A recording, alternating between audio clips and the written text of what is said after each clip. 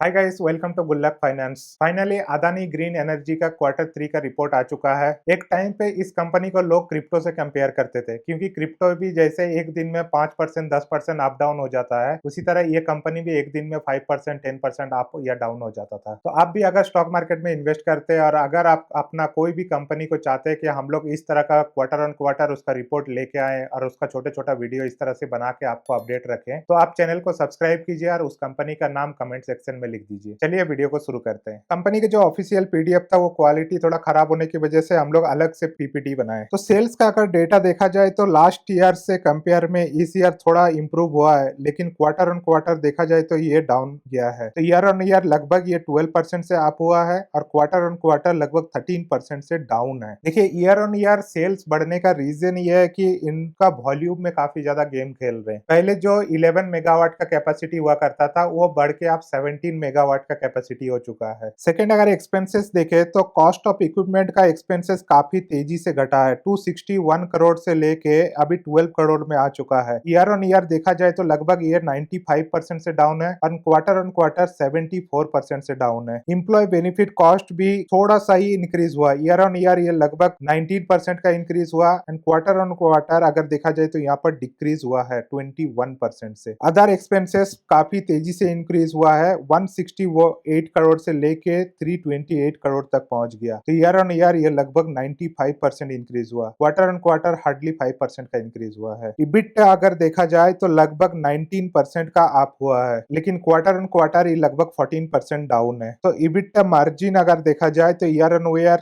Only 6% से up हुआ है, क्वार्टर ऑन क्वार्टर 1% से डिक्लाइन है। डिप्रिसिएशन देखिए, ये कंपनी का मेन सोर्स ऑफ इनकम है। सोलर पैनल लगा के उसमें से जो एनर्जी प्रोड्यूस होता है उस एनर्जी को इलेक्ट्रिसिटी में कन्वर्ट करके सेल करना। अब सोलर पैनल का एक लाइफ स्पैन होता है, हार्डली ये सोलर पैनल का लाइफ स्पैन 15 to 20 ईयर होता है। इसलिए आज जो पैनल पे इन्वेस्ट किया गया उसको 20 ईयर के बाद उस पैनल को चेंज करना पड़ेगा। तो ईयर ऑन ईयर उस पैनल का जो डिप्रिसिएशन कॉस्ट है वो काफी तेजी से बढ़ रहा है, क्योंकि जितना नया पैनल इंस्टॉल होगा डिप्रिसिएशन उतना तेजी से बढ़ेगा। तो डिप्रिसिएशन अगर देखा जाए तो ईयर ऑन ईयर लगभग 43% से इंक्रीज हुआ है। करंट डिप्रिसिएशन है 886 करोड़, जो कि एक साल पहले 618 करोड़ था। क्वार्टर ऑन क्वार्टर ये 6% से इंक्रीज हो गया। इंटरेस्ट इनकम देखिए, कंपनी काफी ज्यादा डेट लेती है, इसलिए इंटरेस्ट भी बहुत ज्यादा पे करना पड़ता है। जो एक साल पहले इंटरेस्ट पे करते थे 1251 करोड़, वो बढ़ के अभी लगभग 1700 करोड़ पे पहुंच गया है। ईयर ऑन ईयर ये 35% से इंक्रीज हुआ एंड क्वार्टर ऑन क्वार्टर 4% से इंक्रीज हुआ है। अदर इनकम में थोड़ा डिक्लाइन है, जो पहले 296 करोड़ हुआ करता था वो अभी घट के हो गया 219 करोड़। ये ईयर ऑन ईयर 26% से डाउन है एंड क्वार्टर क्वार्टर भी 9% से डाउन है। अब मेन इंपॉर्टेंट पार्ट देखिए, इतना सा जो भी पार्ट था ये मेन कोर बिजनेस का पार्ट था। कोर बिजनेस से लास्ट क्वार्टर में 375 करोड़ का प्रॉफिट में था, इवन लास्ट ईयर का सेम क्वार्टर में 307 करोड़ का प्रॉफिट में था, लेकिन इस क्वार्टर में 124 करोड़ का लॉस है। मतलब कंपनी कोर बिजनेस से पैसा नहीं बना पाई है इस बार। ईयर ऑन ईयर ये 140% से डाउन है एंड क्वार्टर ऑन क्वार्टर 133% से डाउन है, लेकिन फिर भी कंपनी प्रॉफिटेबल कैसे आई देखिए। एसोसिएट एंड जॉइंट वेंचर्स जो किया उसमें लगभग 103 करोड़ का प्रॉफिट हुआ है एंड और भी कुछ एक्स्ट्रा चीजों का प्रॉफिट हुआ है। इसीलिए जब हम लोग कोर बिजनेस का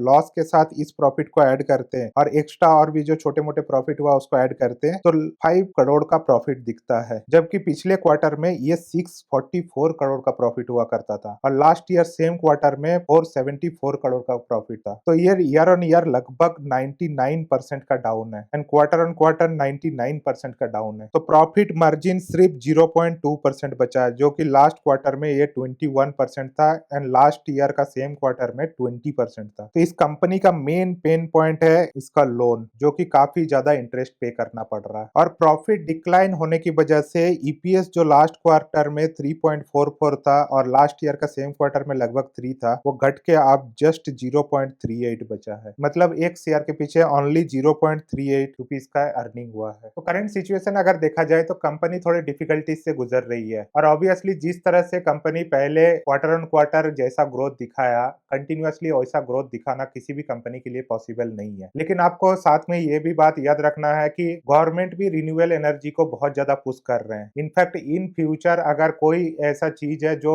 बहुत अच्छा परफॉर्म करेगा तो वो है रिन्यूएबल एनर्जी रिलेटेड चीजें, और इस कंपनी का काफी ज्यादा मोट है रिन्यूएबल एनर्जी के ऊपर, स्पेशली B2B में जो सोलर पैनल इंस्टॉलेशन होता है। तो अगर आपको इस कंपनी में लॉन्ग टर्म पे बिलीव करते हो और रिन्यूएबल एनर्जी का थीम पे बिलीव करते हो, तो ऐसे बुरे टाइम पे आपको ज्यादा से ज्यादा शेयर एक्वायर करना चाहिए, लेकिन साथ में आपको इसका डाउन साइड भी पता होना चाहिए। होप आपको इस क्वार्टर का रिजल्ट आपको क्लियर हो गया। अब भी अगर अपना इस तरह का कोई कंपनी का डिटेल्स चाहते हैं तो चैनल को सब्सक्राइब कीजिए एंड उस कंपनी का नाम कमेंट कर दीजिए। Thank you.